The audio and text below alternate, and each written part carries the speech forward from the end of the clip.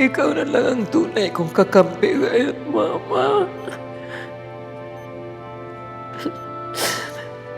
Huwag mo akong iwan.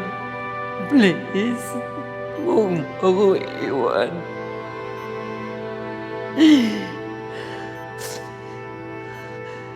Gigising ka, Ma. Babangon ka dyan sa kamang yan. Ipapakita ko sa'yo kung paano ko pagbabayarin si Marites, si Ramon, si Tanggol,